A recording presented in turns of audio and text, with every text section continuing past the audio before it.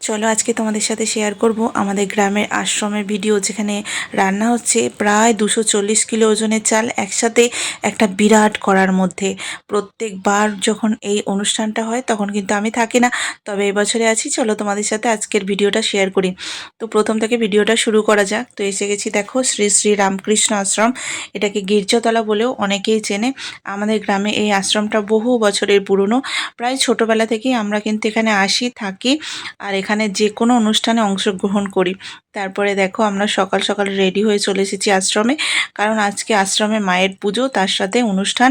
সমস্ত গ্রামের মানুষ কিন্তু এসে হাজির হয়েছে এই আশ্রমে। এই আশ্রমে আমি প্রত্যেকবারই তোমাদের সামনে যে গান গাই, এই আশ্রম থেকেই শেখা। কারণ এখানে যে মহারাজ আগে ছিলেন, যখন আমরা খুব ছোট ছিলাম, তখন উনি আমাদেরকে গান শিখিয়েছিলেন।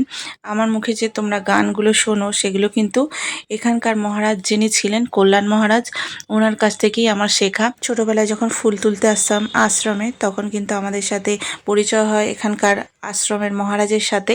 তখন উনি আমাদেরকে বলেন যে এই সময় আসতে, মায়ের পূজা মণ্ডপে আরতির সময় থাকতে, তারপরে মালা গাঁথতে, অনেক কিছু কাজ পুজোর করতে। তখন কিন্তু আমাদেরকে মহারাজ সেই সময় গান শিখিয়েছিলেন।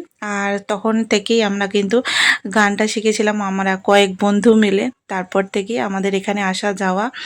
আর ছোটবেলা থেকে বহুবার এসেছি, তবে এখন আমাদেরকে কেউ চেনে না, কারণ এখন সব কিছু পাল্টে গেছে। এখানকার মহারাজ, সমস্ত কিছু পাল্টে গেছে, আর যারা আছে তারা আমাদেরকে চেনে না। তো সেই অর্থে আমাদের সাথে সেরকম এখন আর অতটা পরিচয় নেই। তবে এই প্রাঙ্গণ, এই সব কিছু আমাদের চেনা জানা, নিজেদের পরিচিত।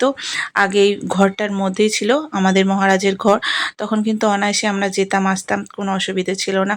তো চলো, আজকে এখানে খাওয়া দাওয়া চলছে, কারণ মায়ের পুজো হয়েছে। সেখান থেকে প্রসাদ বিতরণী অনুষ্ঠান শুরু হয়ে গেছে। তো আমরা এসে গেছি সকলে মিলে। গ্রামের প্রায় প্রত্যেকটা বাড়ির মানুষ কিন্তু এখানে উপস্থিত। বড় বড় কড়াইয়ে বানানো হচ্ছে এখানকার ভোগ প্রসাদ। 240 কিলো ওজনের ভাত বানানো হয়েছে এই বড় কড়াটার মধ্যে, যেটা তোমাদেরকে বলেইছিলাম।